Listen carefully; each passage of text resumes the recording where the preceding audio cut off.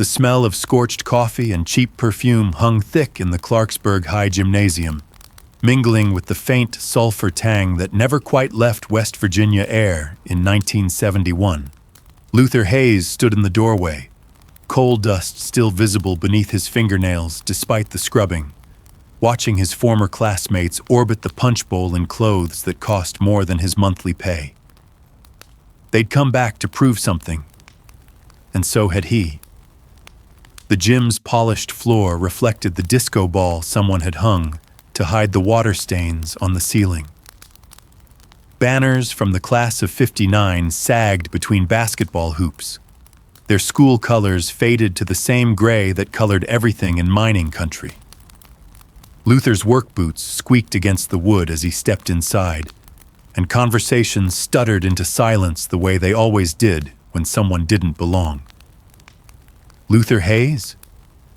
The voice belonged to Richard Pemberton, whose tailored suit probably cost what Luther made in 6 months underground. Didn't expect to see you here. Thought you'd be too tired from your shift. Laughter rippled through the circle of successful alumni. Lawyers, bankers, a surgeon who'd made it all the way to Pittsburgh. They'd escaped, carved out lives beyond the mountains, while Luther had stayed behind pushing a broom in the same school where they'd all sat through algebra together. Still working at the school, Luther? Patricia Kendrick asked, her diamond earrings catching the light. She'd married a real estate developer in Charleston. How noble of you. Someone has to keep the floors clean for the next generation. Luther's jaw tightened, but he kept his voice steady. Someone does. I always wondered why you never left, Richard continued, warming to his audience. Smart guy like you. Could have gotten out, made something of yourself. Instead, you chose to stay in this dying town, breathing coal dust and mopping hallways. What they didn't know, what nobody in that room knew, was that Luther Hayes had a secret that would shatter their comfortable assumptions about success and sacrifice. The band started up, some local group playing covers of Three Dog Night and Creedence. Luther moved toward the refreshment table, past clusters of people who'd once been friends before life sorted them into categories. Those who left and those who stayed. Sarah Mitchell caught his eye from across the room and smiled, a genuine one that reminded him why he'd come. She taught English at the high school now, one of the few who'd returned by choice rather than necessity. Don't let them get to you, she said softly as he approached. They measure everything by money and titles. They always did. I know what I'm worth, Luther replied, accepting the cup of punch she offered. Do they?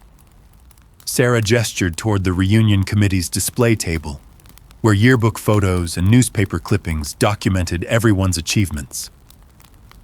Because I notice there's nothing about you up there. No announcement about where life took Luther Hayes. He smiled, the first real one all evening. Maybe that's because the story's not finished yet. Before Sarah could respond, Principal Henderson tapped the microphone at the front of the gym. If I could have everyone's attention, we're about to begin our program. We'll be recognizing some distinguished alumni who've made exceptional contributions to their fields. Luther watched as Richard Pemberton straightened his tie, ready to receive applause. As Patricia Kendrick checked her reflection in her compact mirror, as a dozen successful refugees from Clarksburg prepared to be celebrated for escaping.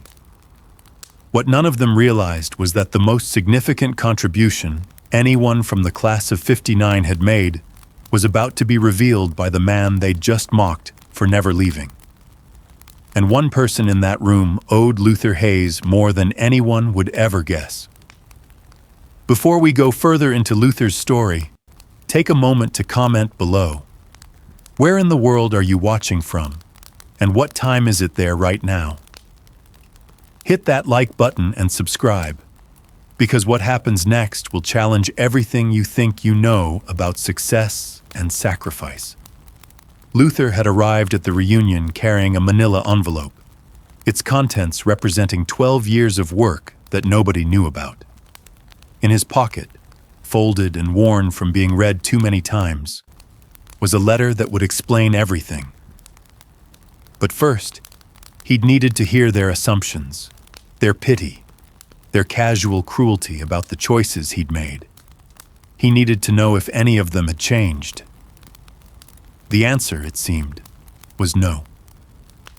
"We'll begin with our most distinguished honorees," Principal Henderson announced, reading from index cards.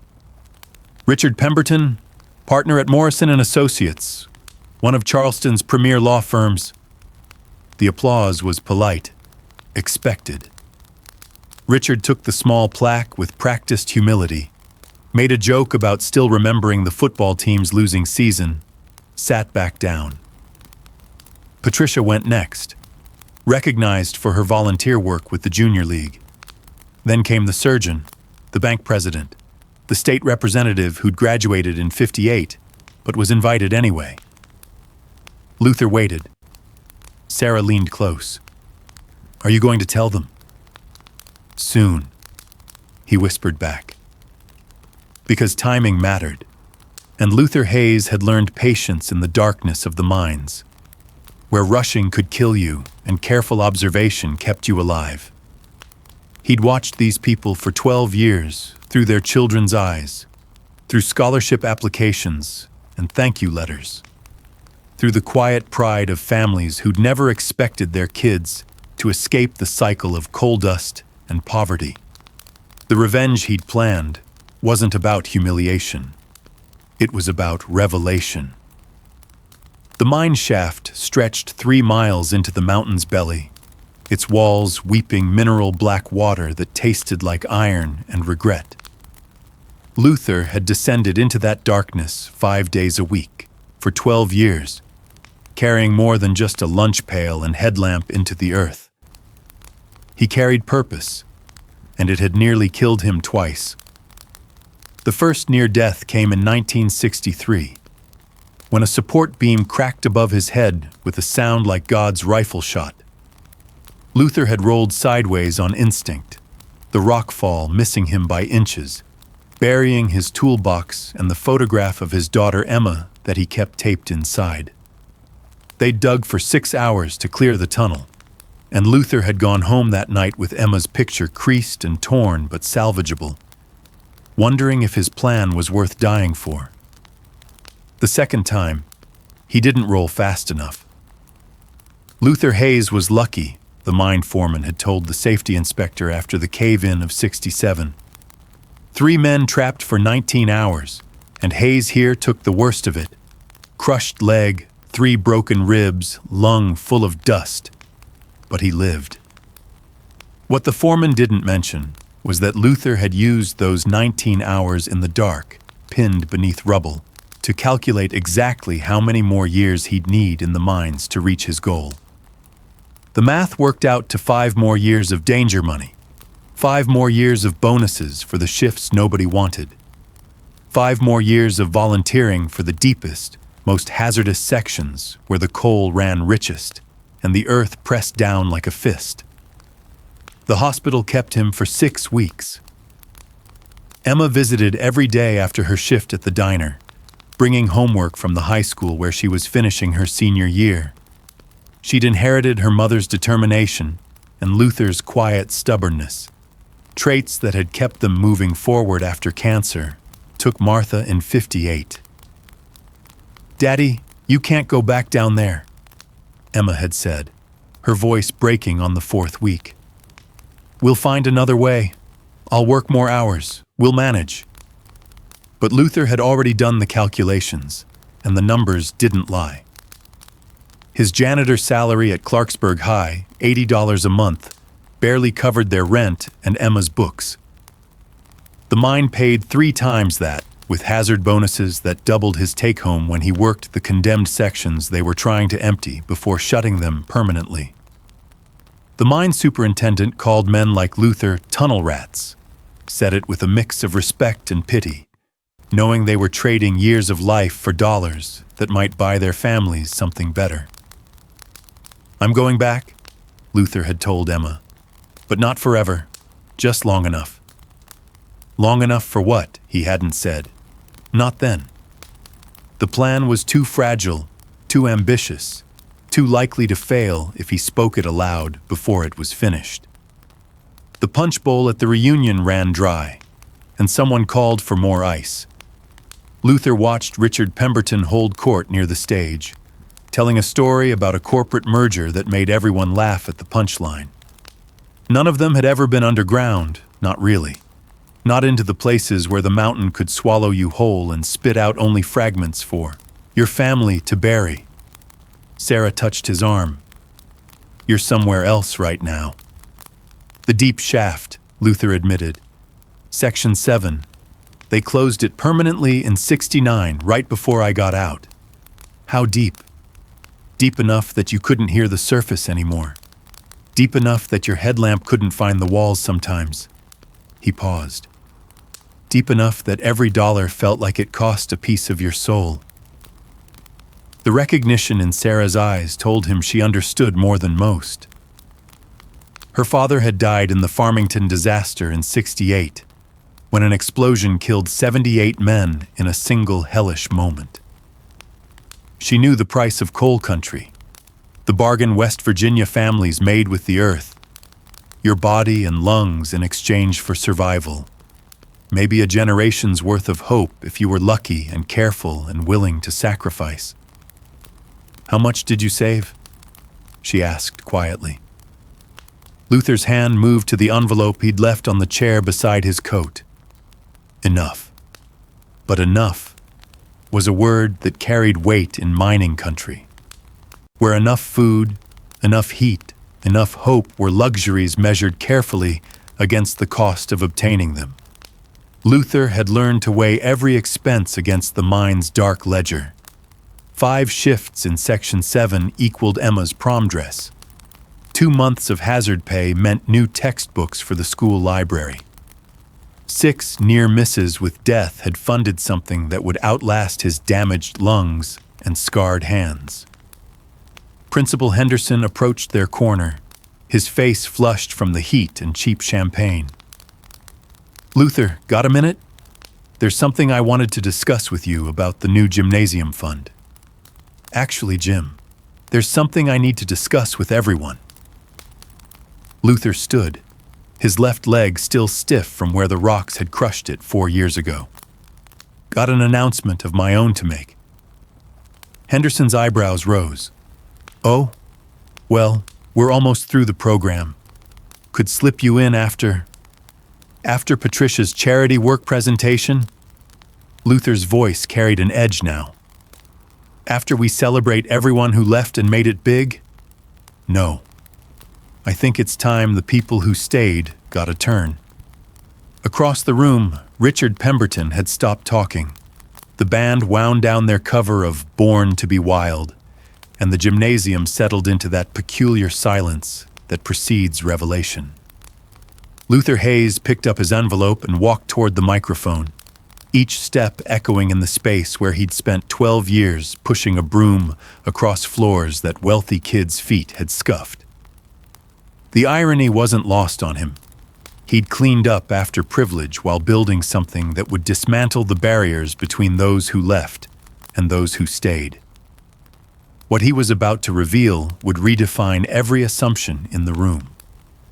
The microphone feedback squealed like a wounded animal, and Luther adjusted it with the careful precision of a man who'd spent years handling explosives in confined spaces. Every eye in the gymnasium fixed on him. Some curious, most condescending, all waiting for the janitor to embarrass himself. Only one person in the room knew the truth, and she was standing near the back door. "My name is Luther Hayes," he began, his voice steady despite the tremor in his damaged leg.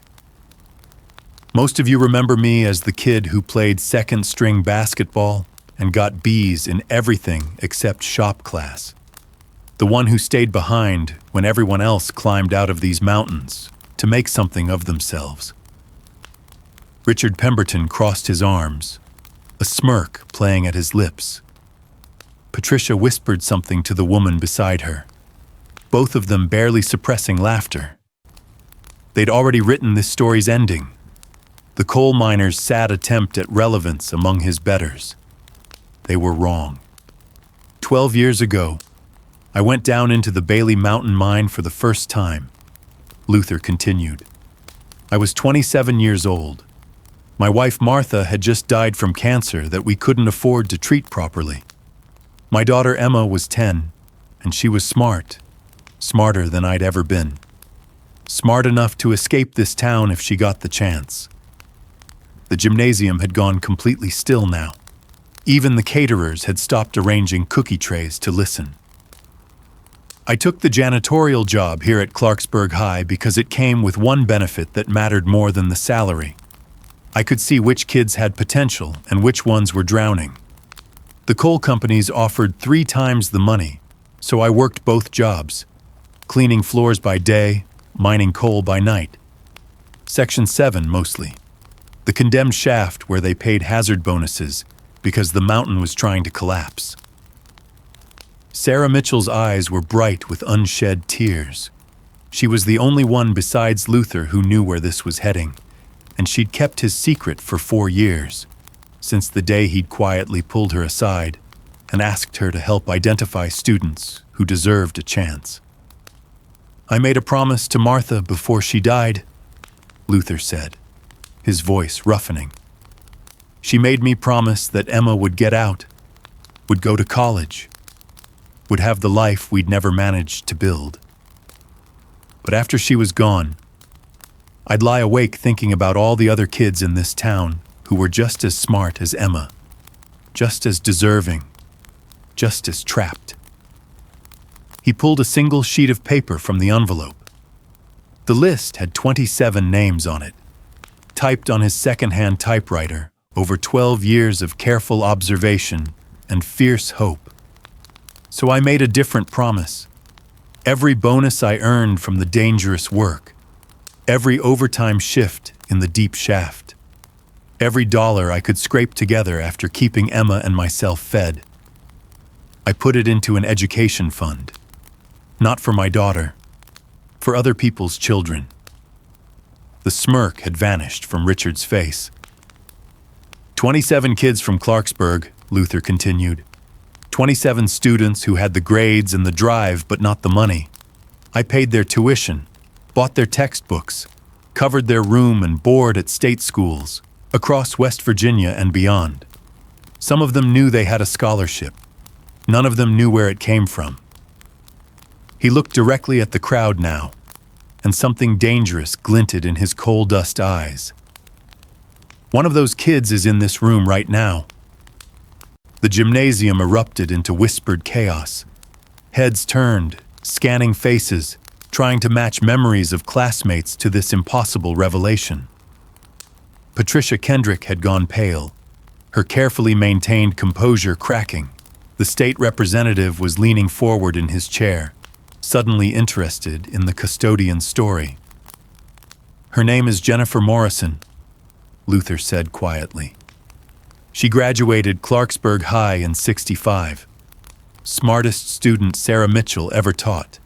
But her daddy had black lung and her mama was taking in laundry just to keep food on the table. Jennifer was planning to work at the Five and Dime instead of applying to college because that's what you did when you couldn't afford dreams. Near the back of the gymnasium, a woman in a simple blue dress stood frozen, her hand pressed against her mouth. I gave her a full scholarship to West Virginia University, Luther continued. Paid every cent of her pre-med education. She didn't know my name. The fund was anonymous, administered through Principal Henderson here. But I knew hers. I knew all their names. Jennifer Morrison had moved into the light now, tears streaming down her face. The room recognized her suddenly, not as one of the distinguished alumni being honored tonight, but as Dr. Jennifer Morrison, who ran the free clinic in McDowell County and had delivered half the babies born in the poorest parts of West Virginia over the past 5 years. She walked toward the stage, each step measured and deliberate, And when she reached Luther Hayes, she did something that made Richard Pemberton look away in shame. She knelt. "You," Jennifer whispered, her voice breaking. "It was you. All those years, I thought it was some anonymous donor from Charleston, some wealthy benefactor who'd never set foot in these mountains. I wrote thank you letters to a P.O. box and never got a response because I thought I wasn't worth someone's personal attention." Luther helped her stand, his calloused hands gentle on her shoulders. "You were worth everything, Jennifer. You and the 26 others. Every shift in the dark. Every time the mountain groaned and I thought it might bury me, I'd think about your names, about the lives you'd build, about the people you'd help." "But why?" Richard Pemberton's voice cut across the moment, sharp with something that might have been guilt. "Why sacrifice your health, your future, for kids who weren't even your own?" Luther turned to face him, and for the first time all evening, Richard saw the man behind the coal dust, saw the intelligence that had been disguised by coveralls and calluses, saw the fierce love that had driven a widower into the earth's belly night after night for 12 years. "Because somebody had to," Luther said simply. "Because I knew what it felt like to be trapped. Because Martha's last words to me were, 'Save as many as you can.' And I decided that meant more than just Emma." The revelation hung in the air like coal dust after a blast, thick and choking and impossible to ignore. Sarah Mitchell was openly crying now. Principal Henderson had removed his glasses to wipe his eyes. Even Patricia Kendrick, who'd mocked Luther 20 minutes ago, had the decency to look ashamed. "How many graduated?" someone asked from the crowd. 24, Luther replied. 3 dropped out, their choice, their path. But 24 made it through. 12 teachers, 4 nurses, 3 engineers, 2 social workers, a lawyer, a minister, and Jennifer here. Every one of them came back to West Virginia or Kentucky or Tennessee. Every one of them helping communities like the one they came from. He pulled more papers from the envelope. Not lists this time, but letters. Dozens of them, yellowed with age, some written in careful cursive, others in hasty print. "They send me letters," Luther said softly. "The ones who figured it out. The ones Sarah eventually told after they graduated. They write to thank me, but they've got it backwards. They saved me. Every time the mine tried to break me, I'd remember their faces in the hallways, remember why I was down there." Jennifer Morrison's voice was steady now, despite her tears. "There are 63 children alive today who wouldn't be if Luther Hayes hadn't paid for my medical education. 63 babies I delivered in homes that couldn't afford hospital births. That's just me. Multiply that by 24. By all the lives we've touched because one man decided our dreams were worth his sacrifice. The mathematics of grace, calculated in coal dust and danger. The mine claimed Luther's lungs before it could claim his life, but the damage was done slowly. A payment plan stretched across 12 years of breathing rock dust and diesel fumes in spaces where air moved like sludge. By the time he walked away from Bailey Mountain in 1970, his breathing sounded like paper tearing. Dr. Harrison had been blunt about the prognosis. 5 years, maybe 10 if he was careful. Black lung, stage 3, the doctor had said, showing Luther the x-rays that looked like someone had spilled ink across his chest. "Your lungs look like lace, Luther. Every breath is tearing them a little more. The damage is irreversible." That was a year ago. Luther had nodded, thanked the doctor, and gone back to pushing his broom across Clarksburg High's floors because the janitorial work didn't require the deep breathing that mining did. He could still manage that much. could still watch the students who walked these hallways and know that some of them, the ones with fire in their eyes and nowhere to put it, might need what he'd built. The fund still had money in it. Not much, but enough for 3 more scholarships, if he was careful. Sarah Mitchell found him in the gymnasium's storage room after Jennifer's revelation, sitting on a stack of wrestling mats with his inhaler in his hand. The attack had come on fast after his speech, the excitement and exertion combining to steal his breath in a way that reminded him too much of being trapped underground. "You should have told them about this part," Sarah said gently, sitting beside him. Luther shook his head, waiting for his breathing to steady. "That's not what matters. They don't need to know the price, just the purpose.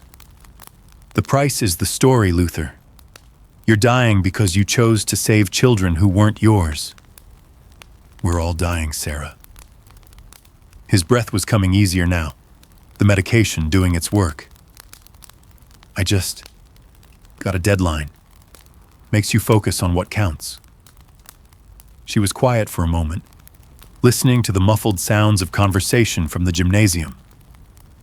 Luther's announcement had transformed the reunion from a celebration of individual success into something more complicated, a reckoning with the choices they'd all made about who deserved to escape and who deserved to stay behind. "Richard Pemberton wants to talk to you," Sarah said finally. "So does Patricia. Half the room is trying to figure out how to apologize without admitting what they assumed about you. Let them sit with it." Luther's voice was stronger now. "I didn't come here for apologies. Came to show them that staying doesn't mean giving up. Sometimes it means digging in."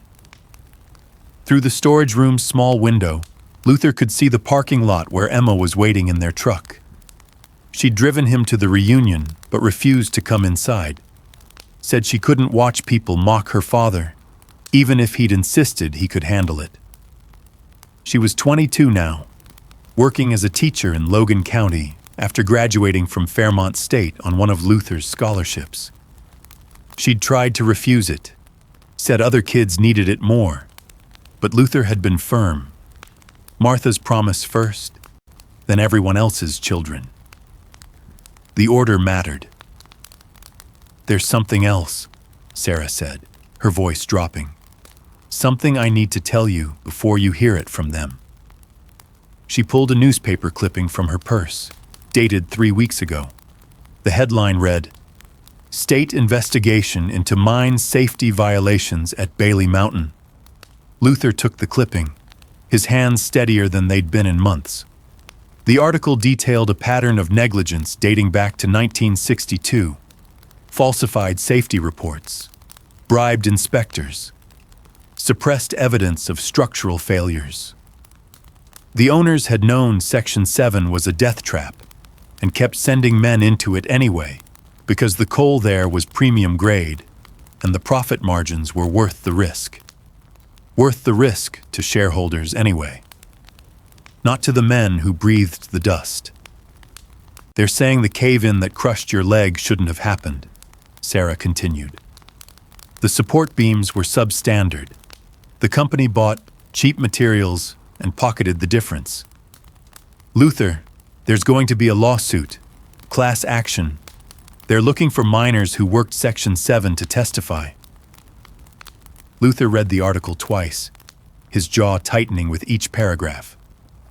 12 years of his life, traded for scholarships funded by a company that had been willing to kill him for profit.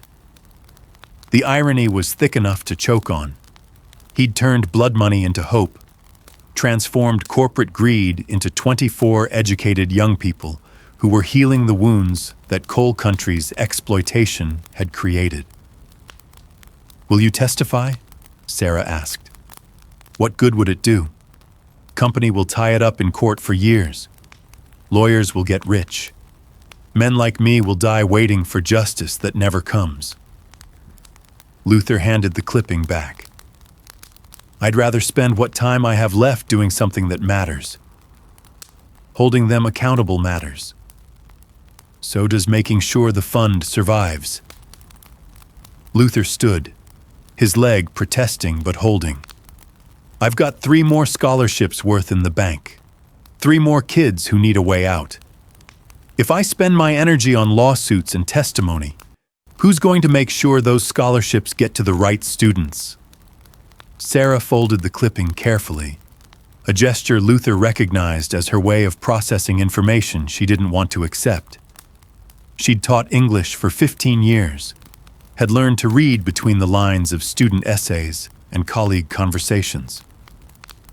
She was reading him now, seeing what he wasn't saying, that Luther Hayes had made peace with the cost because the return was worth it. The company should pay, she said quietly. They will, just not the way you're thinking. Luther moved toward the door, then paused. Every kid I put through college is a withdrawal from their account. Every doctor, every teacher, every engineer, that's capital they'll never see. They tried to buy us cheap. I made us expensive. The economics of dignity, calculated in futures instead of funerals. Back in the gymnasium, the reunion had split into factions. Some clustered around Jennifer Morrison, asking questions about the free clinic and the babies she'd delivered. Others had cornered Principal Henderson, demanding to know how the scholarship fund had been administered, whether it was still active, whether they could contribute. Richard Pemberton stood alone near the punch bowl, his expensive suit suddenly looking like costume armor, shiny but hollow. Luther walked past him without slowing, but Richard's voice stopped him. I was wrong about you. Luther turned. You were convenient about me. There's a difference. Convenient? Easier to mock the guy who stayed than to examine why you left. Easier to measure success by salary than by sacrifice. Luther's breathing was still labored, but his words were clear. You asked me earlier why I never made something of myself. I did. You just couldn't see it because you were measuring with the wrong tools. Richard flinched like he'd been struck. I want to help. With the fund. I can write a check right now. Don't want your money, Richard. It's already tainted by the assumption that cash can fix what your contempt broke. Luther softened slightly. But if you want to help, there's kids in Clarksburg right now who need mentors, need someone to tell them that success isn't just about escaping. Talk to Sarah. She'll tell you which ones could use a lawyer's advice. The offer hung between them, grace disguised as pragmatism, the kind of forgiveness that came with conditions and homework. Richard nodded slowly, and Luther saw something shift in the other man's expression. Not transformation, not yet, but recognition at least. A glimpse of the world Luther had been living in while Richard had been building his career in Charleston. Emma appeared in the doorway, her face worried. She'd heard the coughing from the parking lot, knew that her father's breathing was worse than usual. Luther waved her off. 5 more minutes, just 5 more. But she stood her ground with the stubborn determination she'd inherited from both parents. Time to go. The parking lot gravel crunched under Luther's boots as Emma guided him toward the truck, her hand firm on his elbow in the way that told him she was more worried than she'd admit. The October night had turned cold, and Luther's breath came out in visible clouds that mixed with the wheeze in his chest. Behind them, the gymnasium door opened and closed 3 times in quick succession. Mr. Hayes, wait. It was Jennifer Morrison, still in her blue dress, but she'd thrown a cardigan over her shoulders against the chill. 2 other people followed her, a man in his 30s wearing a West Virginia University sweater, and a younger woman with a folder clutched to her chest. Luther stopped, leaning against the truck's fender. Emma's grip tightened protectively, but he patted her hand. Let them come. This is Michael Chen, Jennifer said, gesturing to the man. Chemistry teacher at Morgantown High. And Rebecca Talbot, she's a social worker in Bluefield. They're both scholarship recipients, Luther finished, recognition dawning. Michael, you graduated in '67, top marks in science. Rebecca, '69, wrote that essay about your grandmother raising 7 kids in a 2-room house. Michael's eyes widened. You remember us? Remembered all of you. Had to. Couldn't give scholarships to strangers. Luther's breathing was steadier now in the cold air. You're doing good work, both of you? Because of you, Rebecca said, her voice fierce. But that's not why we followed you out here. Mr. Hayes, we need to tell you something about the mine. Emma stiffened beside her father. The mine is done. He got out. It can't hurt him anymore. That's not true, and you know it. Jennifer's physician's voice was gentle but firm. Luther, how often are you using the inhaler now? Twice a day? 3 times? Doesn't matter. It matters because there's something you don't know. Something the company has been hiding. Michael opened the folder Rebecca was holding, revealing documents dense with chemical formulas and medical terminology. I've been researching black lung disease for my dissertation. The progression, the causes, the company records of environmental exposure. Luther, the dust levels in Section 7 were 40 times the legal limit. 40 times. The number hung in the cold air like an accusation. Luther had known the shaft was dangerous. That's why it paid hazard bonuses. But 40 times meant the company hadn't just been negligent. They'd been deliberately poisoning the men who worked there. The cave-in that injured you in '67, Michael continued, pulling out more papers.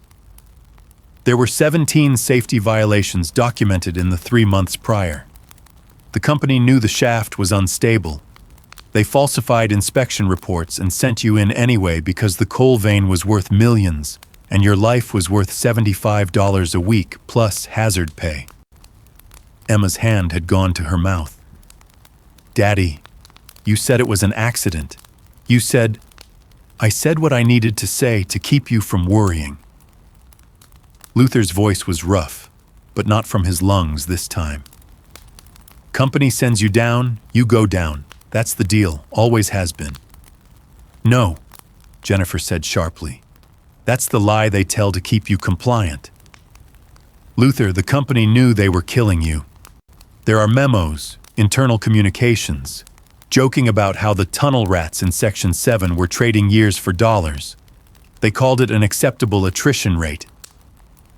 Rebecca spread more documents across the truck's hood, using the parking lot light to illuminate pages of corporate correspondence.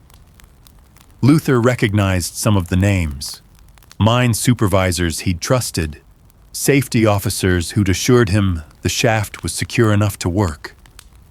All of them had known the truth and sent him into the dark anyway. There's more, Michael said quietly. The hazard bonuses you received? The company was paying them with money they'd saved by not installing proper ventilation systems. They were literally paying you with the budget that should have been keeping you safe. Every dollar you earned for those scholarships was money they stole from your health. The mathematics was obscene. Luther had thought he was making a trade, his body for other people's futures. But the company had rigged the exchange, had stolen his years, and charged him for the privilege. The scholarships he'd funded with such pride were built on a foundation of corporate murder disguised as hazard pay. Why are you telling me this? Luther asked, his voice hollow. Because there's a lawsuit, and they need testimony from someone who worked Section 7 extensively. Jennifer's face was set with determination. And because you're not the only one dying, Luther, there are 47 other men from that shaft with black lung. 12 have already died. The company is trying to settle, quietly, paying families pennies to sign non-disclosure agreements. But if someone with your reputation testified, if people knew that the man who sacrificed everything for local kids was poisoned by the same company that's trying to buy silence, it could change everything, Rebecca finished. The lawsuit becomes public. The company's practices get exposed. Future minors get protection. Your death means something beyond the scholarships. Emma was crying now, silent tears that she wiped away with angry swipes. Luther pulled her close, feeling how much she'd grown, how strong she'd become. Martha would have been proud. Martha would have told him to fight. But Martha wasn't here, and Luther was so tired. "How long would testimony take?" he asked. Michael exchanged glances with Jennifer. 3 days of depositions. Maybe a week on the stand if it goes to trial. But Luther, your health, I'm dying anyway. That's not negotiable. Luther's breathing was labored again, the excitement and cold combining to tear at his damaged lungs. Question is whether I die quiet or loud, whether the company gets to bury me along with their secrets. "Daddy, you don't have to do this!" Emma's voice was breaking. "You've given enough. Let someone else fight this battle." "Can't. I'm the one who saw it all. Worked Section 7 longer than anyone else who's still breathing. If I don't testify, who will?" Luther looked at the 3 young people who'd come to find him in the parking lot. 3 of the 24 lives he'd bought with his own. "You 3 exist because I went down into that shaft. Seems fitting that the shaft's secrets should come up because I'm willing to talk." Jennifer nodded slowly. "We'll help you prepare. Make sure you have the best legal representation. Luther, you won't face this alone. Never have been alone. That was the whole point." Luther straightened, wincing as his leg protested. "Tell the lawyers I'll testify, but I've got one condition." "Name it." "Any settlement money that comes from this lawsuit, any damages the company pays, goes into the scholarship fund. Not to the minors, not to the families, into the fund. That's how we win. They tried to kill us for profit. We use their money to build futures they can't touch." The symmetry was perfect. Brutal, but perfect. Michael was already nodding, seeing the strategy. A scholarship fund funded by the company that tried to destroy the scholarship's founder. It's poetic justice. It's survival, Luther corrected. Mine's temporary. The fund's forever. They talked for another 20 minutes in the cold parking lot, making plans and exchanging phone numbers, building a strategy that would transform Luther's testimony from personal vindication into structural change. When they finally left, Emma helped her father into the truck's passenger seat and sat behind the wheel, her hands gripping it tight enough to make her knuckles white. "You're really going to do this," she said. Not a question. "Your mama's last words were, 'Save as many as you can.' This is how I save the ones who come after." Luther's breathing was rough but steady. "Drive home, Emma. I need to rest before the fight starts." As they pulled out of the parking lot, Luther looked back at the gymnasium one last time. Through the windows, he could see the reunion still in progress. People talking, laughing, beginning to understand that the janitor they'd mocked had built something that would outlast all their achievements combined. The mine had tried to bury him. Instead, he was about to bury its secrets. And that made all the difference. The law offices of Morrison and Associates occupied the top floor of Charleston's tallest building, all glass and steel and furniture designed to intimidate. Luther Hayes sat in the conference room 3 weeks after the reunion, his worn jacket hanging loose on a frame that had lost 15 pounds since his announcement, facing lawyers who'd been paid very well to make men like him disappear. Richard Pemberton sat beside him, fulfilling a promise neither man had expected him to keep. Mr. Hayes, let's be clear about what you're alleging. The lead defense attorney was a woman named Caroline Vance. Her suit probably worth more than Luther's entire wardrobe. You claim Bailey Mountain Mining Company knowingly exposed workers to dangerous conditions. Yet you continued working there for 12 years. If it was so dangerous, why didn't you leave? Luther's inhaler sat on the table in front of him, a visible reminder of the price he'd paid. Because I needed the money more than I needed to breathe. That's the calculation they count on. Make a man desperate enough, and he'll walk into hell if you pay him. Or perhaps you simply accepted the inherent risks of mining. It's dangerous work. Everyone knows that. There's dangerous, and there's deadly. Luther pulled out a document Michael Chen had prepared. Section 7's air quality reports with the falsified numbers highlighted in yellow. Your client knew the dust levels were killing us. They had the measurements. They just didn't care. Caroline barely glanced at the papers. We'll stipulate that mining involves health risks. What we won't accept is your characterization of my client as deliberately negligent. Bailey Mountain Mining provided hazard pay precisely because they recognized the difficulty of the work. They paid us with the money they saved by not fixing the ventilation. Luther's voice was steady, coal miner calm. Every bonus I earned came from the budget that should have kept me alive. That's not recognition. That's a bribe to ignore our own murder. The deposition had been going for 4 hours, and Luther could feel his strength waning. Each breath was harder than the last, his damaged lungs struggling with the stress and the building's recycled air. But he'd survived 12 years underground. He could survive this, Richard leaned forward. My client is prepared to provide extensive testimony about work conditions, safety violations, and corporate knowledge of health hazards. If you're hoping to tire him out or catch him in contradictions, I'd suggest a different strategy. Caroline's smile was thin and professional. Mr. Pemberton, your sudden interest in workers' rights is admirable given your firm's usual clientele. But let's address the obvious. Mr. Hayes is terminally ill. His testimony is colored by understandable bitterness about his condition. A jury will see that. A jury will see a man who sacrificed his health to put 24 kids through college, Richard countered.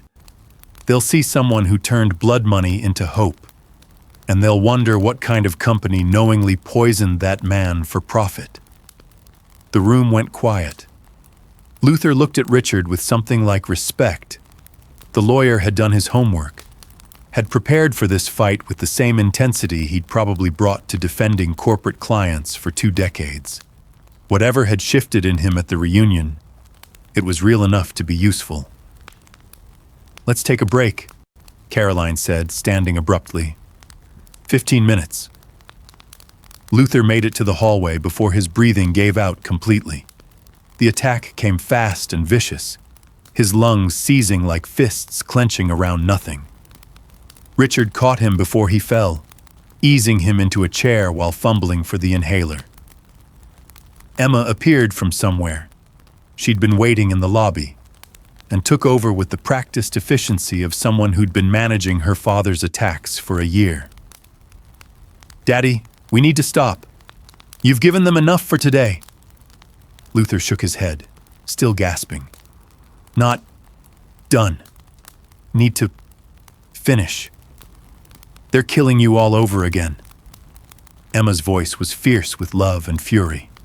Making you prove you deserve to not be poisoned. It's obscene. It's necessary. Luther's breathing was steadier now, the medication working its temporary magic. If I stop, they win. Simple as that. Richard crouched beside the chair, his expensive pants wrinkling on the office carpet. Luther, Emma's right. We can continue this next week. You've already established the foundation of your testimony, Pushing harder right now just gives them ammunition to claim you're too sick to be reliable. I am too sick to be reliable. That's the point. Luther met Richard's eyes. Company made me this sick. Made 47 other men this sick. If seeing what they did to me makes people uncomfortable, good. Should be uncomfortable. Should be unbearable. Through the conference room's glass walls, Luther could see Caroline Vance on her phone, probably reporting to Bailey Mountain executives about the deposition's progress. They'd be pleased, he suspected.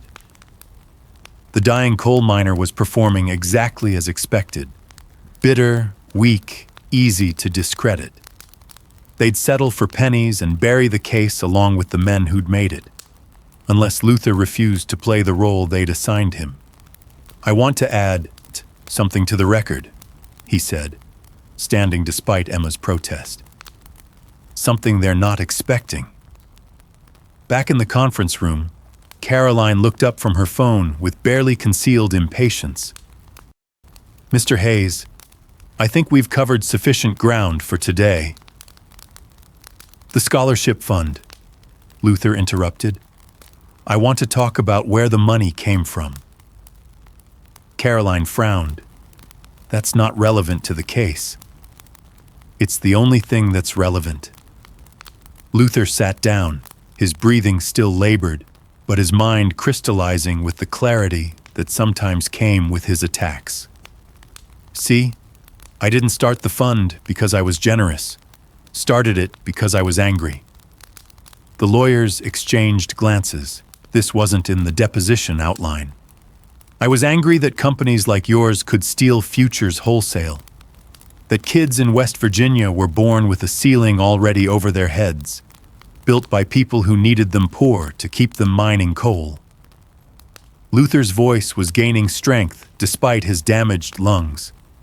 Every time I went down into Section 7, every time I breathed that dust and took that hazard pay, I was stealing back from the system that was stealing from us. Mr. Hayes, this emotional testimony isn't... You asked me why I stayed 12 years if I knew the danger. Here's why. Because every year I survived was another 2 kids through college. Every month I didn't die was another future your client couldn't steal. I stayed because leaving would have been letting them win. Caroline's professional mask had slipped slightly. She was seeing something she hadn't expected. Not a victim, but a strategist. Not a dying man seeking sympathy, but a fighter who'd turned his exploitation into ammunition. The fund has $73,000 in it right now, Luther continued. Enough for 8 more full scholarships. But that's nothing compared to what it'll have when this lawsuit settles.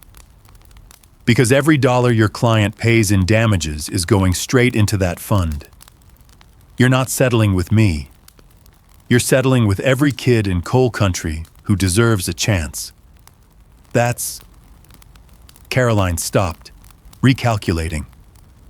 A personal injury settlement could be buried, forgotten, absorbed as a cost of doing business. But a scholarship fund bearing the Bailey Mountain name, funded by a lawsuit over corporate negligence, that would be public, permanent. A living testimony to the company's crimes that would educate children for generations. You can't do that, she said finally. Already did. Richard here drew up the paperwork this morning. Any settlement money automatically transfers to the Luther Hayes Educational Foundation. Tax exempt, publicly documented, impossible to hide. Luther smiled, and it was the grim satisfaction of a man who'd finally backed his opponent into the dark. You tried to buy my silence with hazard pay. Now you're going to buy someone else's future with damages. Seems fair. Richard was looking at Luther with something close to awe. This was the play they'd discussed last week. The strategy that transformed the lawsuit from personal vindication into institutional change. But hearing Luther deliver it with such quiet ferocity was watching a masterclass in moral judo, using the opponent's weight against them. Caroline stood abruptly. "I need to consult with my client. We'll reconvene next week." "Take your time," Luther said. "I'm not going anywhere. Not until this is finished." As the lawyers filed out, Emma helped her father stand, her eyes bright with tears and pride. "Mama would have been so proud of you right now. Your mama taught me that the best revenge is building something they can't destroy." Luther leaned on his daughter's arm, feeling every one of his 53 years and every mile he'd traveled underground. "They can bury me, but they can't bury what I built. That's the difference." Richard gathered his papers, his hands slightly unsteady. "Luther, what you just did, that was the best testimony I've heard in 20 years of law. You didn't just make a case. You made it impossible for them to win even if they settle. That's the only kind of fight worth having. The kind where winning and losing both cost them everything." The settlement came through on a gray January morning in 1972, 3 months after Luther Hayes walked out of the deposition, and 2 months after he'd collapsed in his kitchen and spent 5 days in the hospital fighting for air that wouldn't come. The Bailey Mountain Mining Company agreed to pay $475,000 in damages without admitting wrongdoing, a sum that translated to roughly $10,000 per year Luther had worked Section 7. $10,000 for each year they'd stolen from his lungs. But the money didn't go to Luther.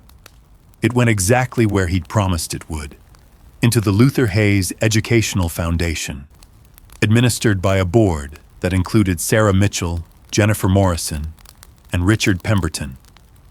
The foundation was structured to survive Luther's death, which everyone understood was coming sooner rather than later. His doctor had stopped giving timelines and started suggesting hospice care. Luther had politely declined. He had work to finish. The day the check arrived, Emma drove her father to Clarksburg High for what Principal Henderson had called a small gathering. Luther knew better.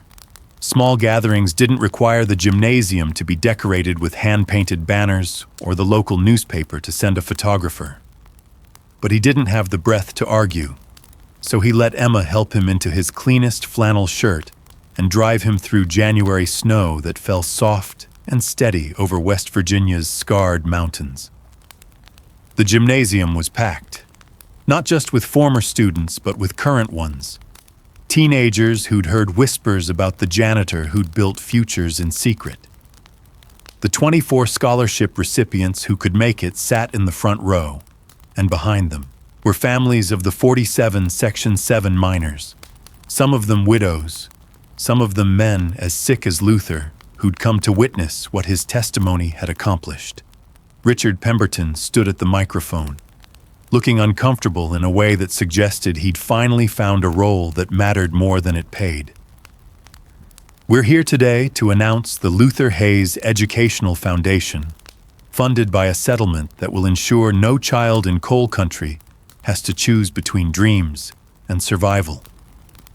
But before we discuss the specifics, Luther has something he wants to say." Emma helped her father to the stage, his steps slow and measured, his breathing audible even over the microphone's hum. Luther looked out at the crowd and saw faces he'd watched grow up, children he'd observed in hallways while pushing his broom, futures he'd bet his life on without ever telling them the stakes. "Most of you know me as the janitor," he began, his voice thin but steady. "The guy who cleaned up after you, who mopped floors and emptied trash cans. Some of you," he looked at the scholarship recipients in the front row, "know me as something more. But I want you to understand what I really am." He paused, pulling in air that felt like breathing through wet cotton. "I'm a thief. I stole from a system that was designed to keep people like me and you poor and trapped. I stole hazard pay that should have been safety equipment. I stole hours from a company that was stealing years from my lungs. and I used everything I stole to build something they couldn't take back. The gymnasium was silent except for Luther's labored breathing. The foundation has enough money now for 47 scholarships over the next 10 years. One for each man who worked Section 7 and got sick doing it. One scholarship per poisoned miner, going to kids who deserve better than what we got. Luther's eyes swept the crowd. That's not charity. That's restitution. That's taking blood money and washing it clean with someone else's future. Sarah Mitchell was crying openly now. Jennifer Morrison had her hand pressed to her mouth. Even Richard Pemberton, who'd spent 20 years defending corporations from liability, was blinking rapidly and staring at his shoes. "I'm dying," Luther said simply. "Doctor gives me maybe 6 months. Maybe less if I keep pushing like I have been. But dying's not the hard part. The hard part is leaving behind something that matters more than your name on a tombstone." He pulled an envelope from his pocket, the same manila envelope he'd carried to the reunion 3 months ago, now bent and worn from being handled during sleepless nights. "This is the list of kids I've been watching.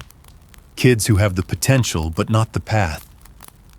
32 names right now. Some of them are in this room." His eyes found a girl in the 3rd row, 14 years old with worn shoes and fierce intelligence in her face. "Anna Kowalski, you're one of them. So is Marcus Webb. And Thomas. Chen, Michael's younger brother, who I've been watching since he was in 8th grade." The named students sat frozen, suddenly visible in ways they'd never expected. The board knows these names now. Knows the 24 others I've been documenting. When I'm gone, the watching continues. The foundation survives me. That's the point. That's the only thing that matters. Building something that outlasts the builder. Luther's breathing had become ragged, each word costing him more than the last. Emma moved toward the stage, but he waved her back. "Not yet. Not quite yet. There's one more thing." He pulled out a smaller envelope, this one addressed to Bailey Mountain Mining Company in careful handwriting. The settlement came with a non-disclosure clause. Company wanted to bury this whole thing along with the men they killed. But here's what they didn't understand. I'm not signing. A murmur ran through the crowd. Richard Pemberton's head snapped up, shock written across his face. "Luther, if you don't sign, they can withdraw the settlement. The foundation loses everything." "No, they can't. You wrote the contract, Richard. Remember? Settlement pays out to the foundation, not to me. Foundation's a separate legal entity. I never had the right to sign an NDA on its behalf." Luther smiled, thin and fierce. "Loophole big enough to drive a coal truck through. You taught me that." Understanding dawned across Richard's face, followed by something that might have been pride. "You planned this from the beginning. Learned in the mines. Always leave yourself an exit. Always have a backup plan when the mountain's trying to kill you." Luther held up the unsigned NDA. "This goes to the newspapers, to the state labor board, to every mining family in West Virginia. The company's practices get exposed.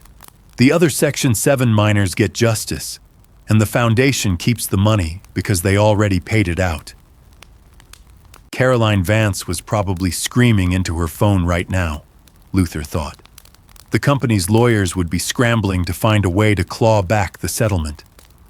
But the money was already transferred, already documented, already public record. They'd tried to buy silence. Instead, they'd funded the loudest testimony of all. "So here's my legacy," Luther said, his voice fading but his words carrying. 47 scholarships over 10 years.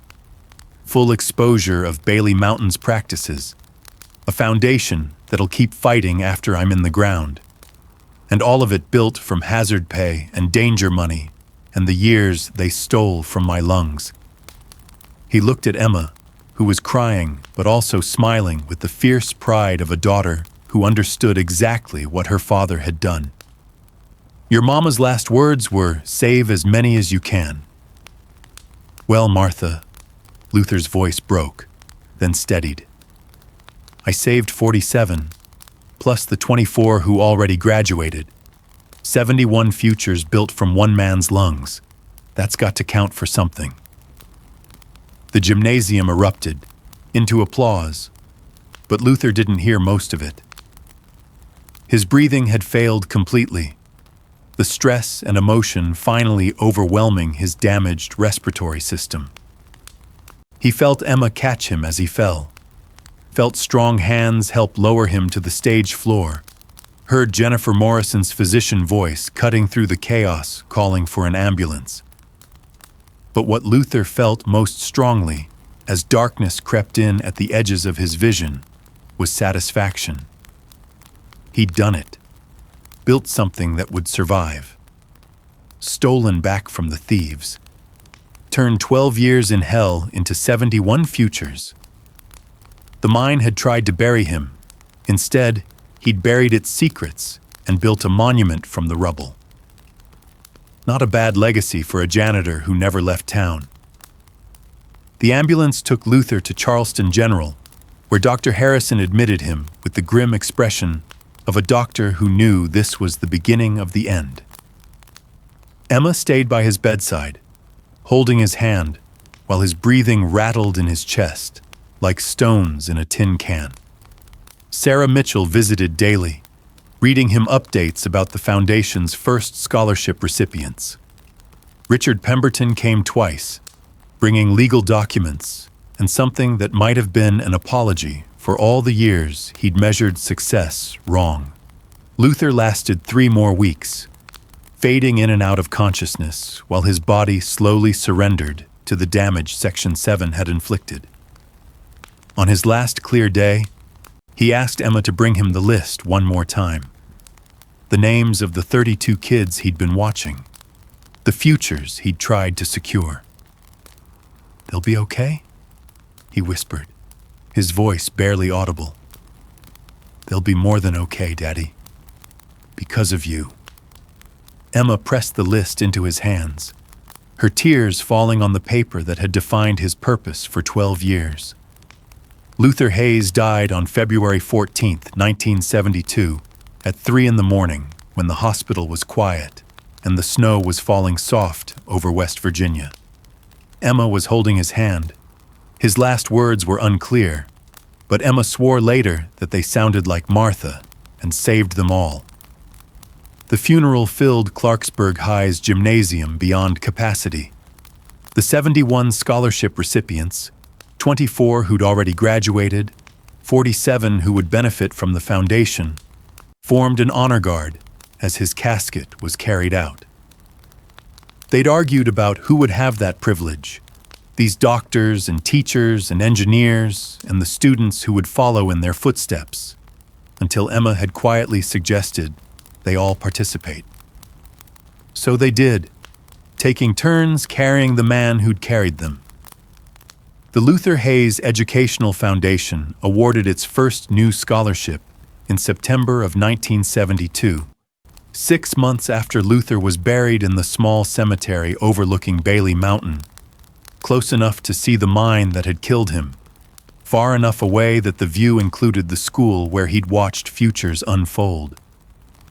Anna Kowalski received it, the 14-year-old girl with worn shoes and fierce intelligence who'd sat frozen in the gymnasium when Luther called her name. She would go on to become West Virginia's first female mining safety inspector. By 1980, the foundation had put 63 students through college. By 1990, that number had grown to 147, as the original settlement money had been carefully invested and grown by a board that understood Luther's vision. Sustainability mattered more than speed. The foundation needed to outlive not just its founder, but the generation that had known him. Sarah Mitchell served as board chair until her retirement in 1993, when she handed the position to Anna Kowalski, who by then had shut down 3 unsafe mines and saved countless lives through her enforcement of safety regulations that Luther's testimony had helped strengthen. Richard Pemberton remained on the board until his death in 2004, having quietly shifted his law practice toward representing workers rather than corporations. A change that cost him wealthy clients, but earned him something he'd valued more: the ability to sleep at night. Emma Hayes taught in Logan County for 37 years, eventually becoming superintendent of schools and implementing scholarship programs modeled on her father's throughout southern West Virginia. She never married, telling friends that she'd seen what true love looked like in her parents' partnership, and she'd rather honor that memory than settle for less.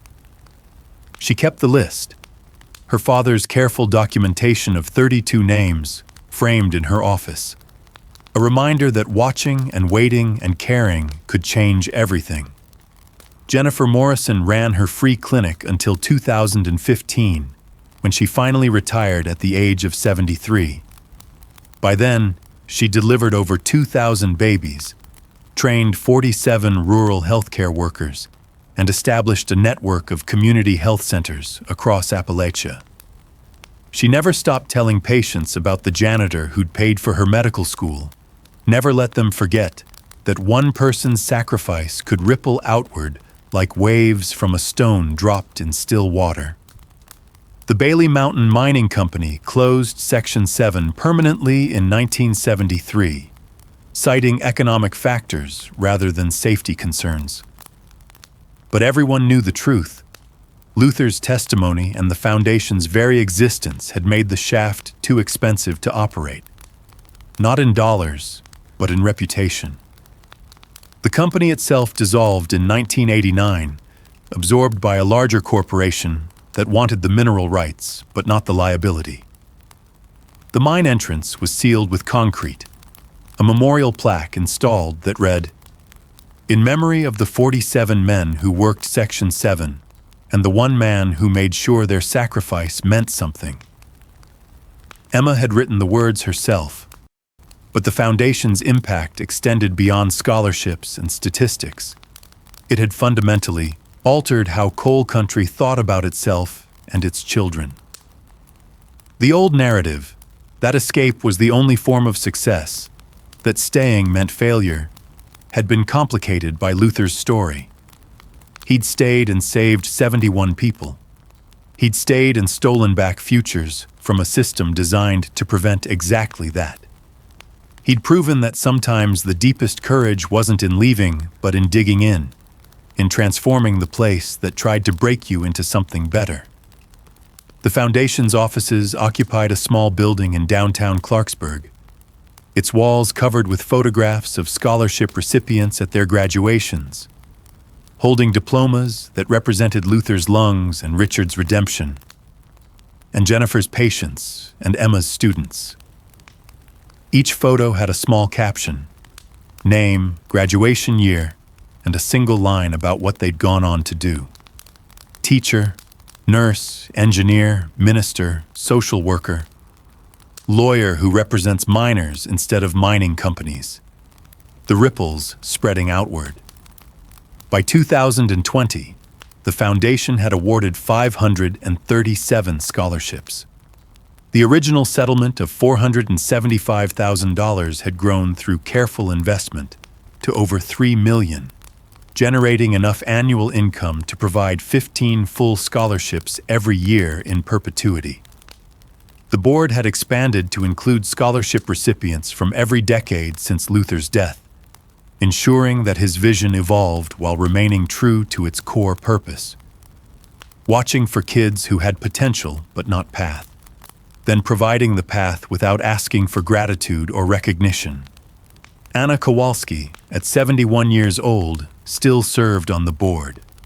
She'd brought her granddaughter to the foundation's 50th anniversary celebration in 2022, a bright-eyed 16-year-old who wanted to study environmental science and help heal the mountains that mining had scarred. Your great-grandfather's generation took from these mountains, Anna told the girl.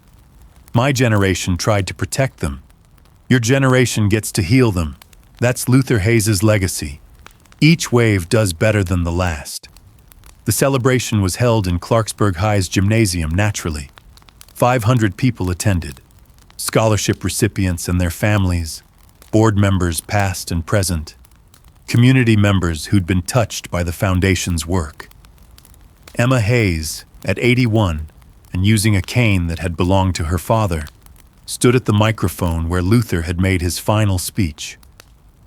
My father died believing he'd saved 71 futures, she said, her voice still strong despite her age. But he was wrong. He saved thousands. Because every person this foundation educated went on to touch other lives, to create opportunities, to pass forward the gift they'd received.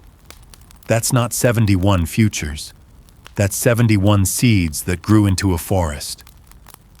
She pulled out the original list, now preserved in a protective sleeve, the paper, yellowed, but the names still clearly visible in Luther's careful handwriting. 32 names that had turned into 537 scholarships that had touched thousands of lives. He was a janitor who never left town, Emma continued. And he changed the world by refusing to accept that staying meant surrender. He showed us that you don't have to escape a place to transform it. Sometimes the bravest thing is to stay and fight and build something that outlasts the system trying to break you. The gymnasium erupted in applause, but Emma wasn't finished. The foundation will continue as long as there are kids in coal country who need a path, as long as there are mountains being mined and communities being exploited and futures being stolen by people who profit from poverty. We'll keep doing what my father started, stealing back from the thieves, one scholarship at a time. She held up the list one more time, and 500 voices in that gymnasium understood what they were looking at. Not just names, but a declaration of war against a system that had tried to bury Luther Hayes and instead found itself buried by his legacy. The foundation's work continues to this day. In 2025, it awarded its 700th scholarship, this one to a young man named Luther Hayes Morrison, Emma's great-nephew, named for the grandfather he never met, but whose story he'd been raised on. He planned to study labor law and work for mining safety reforms, carrying forward the fight in ways his great-grandfather could never have imagined. On quiet nights, they say, if you stand in the cemetery overlooking Bailey Mountain, you can still feel Luther Hayes watching. Not the mine that killed him, but the school where his work continues. Watching the way he always did, carefully, patiently, looking for the kids with fire in their eyes and nowhere to put it. And when the foundation awards a new scholarship, when another child from coal country gets a path forward, some people swear they can hear it. Not wind through the mountains, but the sound of one man breathing easier in his grave, knowing that the stealing continues, that the fight persists, that the futures keep getting built from the rubble of the system that tried to bury them all. They tried to silence Luther Hayes with hazard pay and black lung and a settlement with an NDA. Instead, they gave him a megaphone that echoes across generations. Some people in Clarksburg still claim that on the anniversary of Luther's death, the lights in the high school's basement flicker, where he used to keep his janitor's closet, where he used to review scholarship applications late at night after his mining shift. They say it's just old wiring, but the scholarship recipients who've gone back to teach there know better.